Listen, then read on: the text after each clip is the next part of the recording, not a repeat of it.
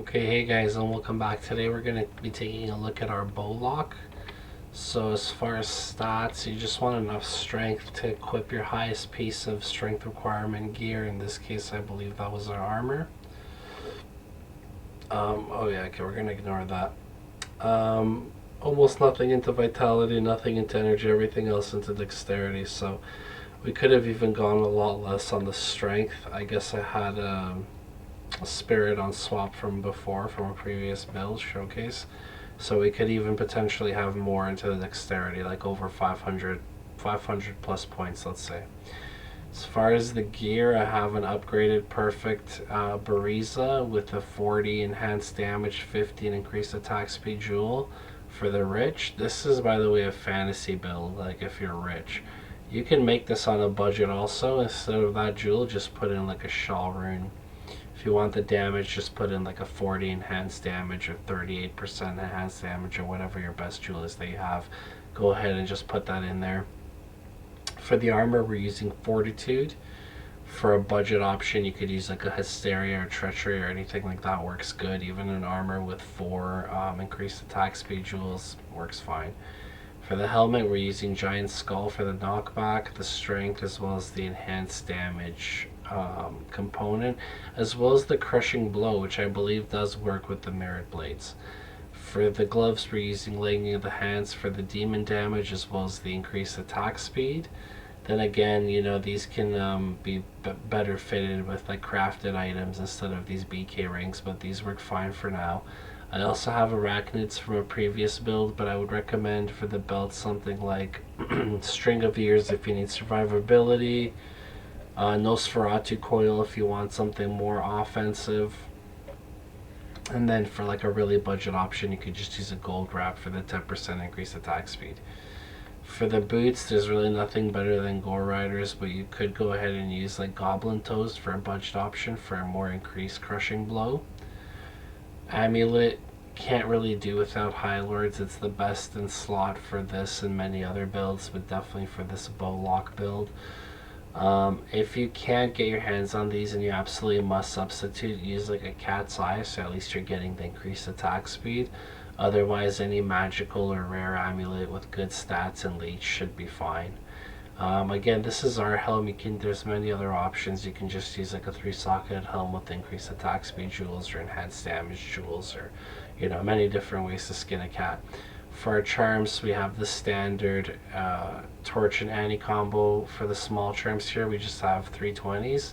Again, these are perfect rolls. Unless you're mega rich, you're not going to get these, but you could get a lesser charm like 3 max damage, 10 AR, 15 life, something like that. Those fall pretty often. For the skillers, I'm just using +1 to Eldritch skills with the 40 life mod, and we got 9 of those. I don't know if that's the best course of action, to be honest, to pump our Eldritch skills that much.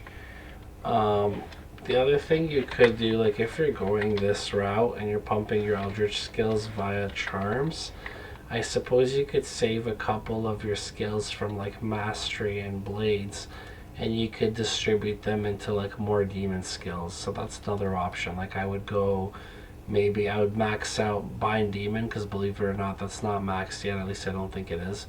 And then max out maybe Demonic Mastery and then put the rest into Blood Oath. So that's another option, but I'm happy with this variant as well. So in town, we're doing like 2 to 9.5, let's call it 10k damage. That does get multiplied by the Deadly Strike, which we have 46%, so not bad. It also gets multiplied by the 32% critical strike from the Mastery. So between the 32 on the critical strike from Mastery as well as the 46 from Deadly, you're at least doing half the time multiple damage, right? But now we're adding up all these auras. So let's see, we're getting from our mercenary, we're getting the Might aura plus the concentration aura from his Pride pole arm, right? And then we recruited a demon here with fanaticism. So what am I doing now? Okay, so my damage has gone up substantially. 2.5k to 13k versus 1800 to 9.5k. So Damage goes up substantially thanks to all these auras, and then yeah, you pretty much just use mirrored blades to whack away at them. The other thing I want to talk about is Hex Purge. Hex Purge, pretty much I just wanted it for the increased attack speed. You do get some marginal like explosive magic damage and stuff like that. I'm not trying to downplay Hex Purge. It can be quite strong when it's fully synergized and everything like that. We didn't go that route. We just used the 20 points in it for the increased attack speed. Basically, crossbows are pretty slow to attack, and I want as much increased attack speed as possible on my build. So I find that Hex Purge suits me fine. I want to be able to just like shotgun everything, right? And it's like I don't want to have to wait for the reload, so to speak, right? I want to just blast, blast, blast. So this is hell difficulty. Yes, it's players 1, but you can see how fast it's clearing them. So let's run an experiment now. Go to options, go to gameplay. Let's put our player count to players 8 so you guys can see. Players 8, apply. Let's start a new game. That was just a confirmation message saying you're now on players 8. Let's see how well this guy does on players 8. So my mercenary is going to lose the might aura because it's a new game. So, but we can give him a chance to build it back up again. So I'm going to let him go ahead and attack. Wait for his might aura to come back on. This is a good way of telling is just look at his damage. Okay, his damage went up. So we know the might aura is up. So let's see how we do. How long is it going to take us to clear these guys on players 8? Honestly, guys, this is piece of cake. So as you can tell, this is players 8. Again, you don't need to have all these charms, right? You can also have like max damage charms, which are fairly easy to find in cows. But yeah, I mean, it doesn't look like much, the damage he's doing. But he just cuts through like butter. Like, if I'm being honest, this feels way better than a multi-shot zone. Like, as far as clearing power, like, look how strong that is. That's wild, guys. Wow, definitely don't sleep on this build. Like I said, it doesn't look like much, and there's some harder to get gear, you know, like, Pride might take a while, the Fortitude, you know. But a lot of this stuff can be substituted. You don't really need to have Pride, right? You can use an Insight if you want. And you're only going to lose a couple K damage. You know, your Merc doesn't need a Fork. He can use a Treachery. He doesn't need an Andes. He can use a Tal's Helm, right? He can use budget options. As far as the Fortitude, you can put a Hysteria here instead. Let's see how much damage you lose on the Fortitude. Okay, so what is that, like 600 and change, maybe 700 damage on the top end. It's not that much damage you're losing, guys. You can swap out to something like Hysteria. Let me just see if I have one here to show you guys. Hysteria. You can swap out to that. You don't lose too much on the damage front. Promise you're still dominate. Let's go somewhere else. Let's go Glacier Trail. Right? This is still players 8. Look at that. You're still ripping through. And in some ways, even though I like the damage that I get from Pride, I would prefer an Insight because I do run out of mana fast. Mind you, I don't have any Mana Leech right now, so that's part of the problem. I could easily get a ring with some Mana Leech.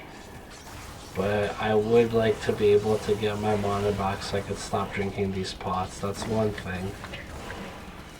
But otherwise, I gotta say, guys, this plays really well. Now, the other thing you can do, and make sure, actually... Here, let's just go back to town. When you summon your demon, it might take you a couple tries. But you want to make sure, like, see, he doesn't have it. But you want to make sure one of his stats is cursed. So that when you encounter physical immunes, he's going to curse them for you, and then you'll be able to take them down with your Mirrored Blades damage. So overall, guys, not bad. I think we can agree that it kicks ass. Even in players 8, it does really well. Again, you don't need this per level of perfectionism when it comes to the charms. You don't need to have a perfectly upgraded Buriza. You know, even like the lowest damage one will do. Just upgrade it. Your damage will still be awesome. have fun and don't be afraid to deviate from the meta builds. Like, again, on paper, this sure doesn't look like the most impressive of the builds, but it's probably one of the most fun to play. So, you know, I love anytime you can get a bow in there and play a bow build. I'm always all for it, right? I used to play like Widowmaker on Barbarian with poison damage and PvP and stuff like that. I'm one of the first people to pioneer that. I would have like an inventory full of 290s poison damage, right? The small charms, if you guys remember, those were like the highest damage you could get on small charm for poison. And then I would equip Widowmaker on swap, and I would be a melee barb. I'd get their HP down with, like, you know, a Breath of the Dying Colossus sword or something. And just as they were starting to run away, thinking they could get away, I'd quickly swap to the bow, and then I would just shoot him down with the poison damage, and I'd get him every time. So it's fun. People would always be like, what the hell, a bow on Barbarian? But you just have to be innovative, right? You gotta be innovative if you want to win. And never mind if you want to win, if you just want to have fun in the game. I also play a lot of players 1, so even though this does really well on players 8, I play players 1, so I know for a fact clearing the game with players 1 with a Bowlock is very doable. Now, this is your best choice as far as bows goes. I've tried, you just have to trust me on this, maybe I'll make a video one day, but like I tried the Faith Bow, I tried the Wind Force, I tried bows that would be considered much more high end, and those bows did not perform anywhere near as well as the Buriza for just for pure damage, and even just for like damage and attack speed. So not to mention you get the 100% pierce on there and everything else. It's just very hard to top, right? You get the maximum damage based on level, you get the cold damage, you get the freezes target, you get a huge buff to dexterity at 35 points. Like, it's just hard to argue with this bow. It's probably best in slot for the Bowlock, or at least I think it is.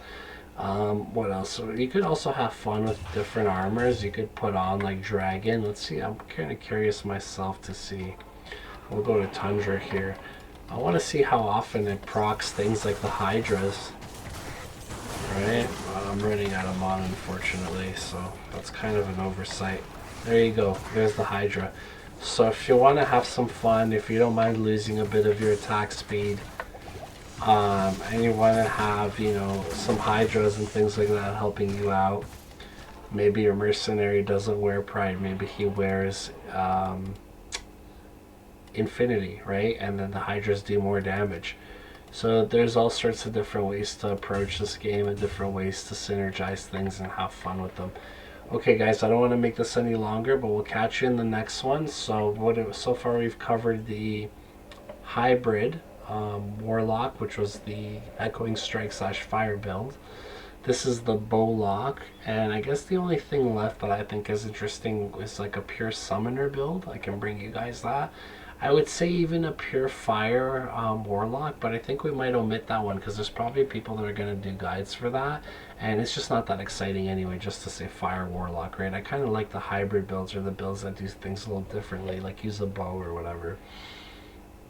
So having said all that, I think what we're going to cover is the pure summoner Warlock, and I'm going to show you guys the demon you're going to want to pick, because that demon in turn will actually resurrect or spawn his own demons.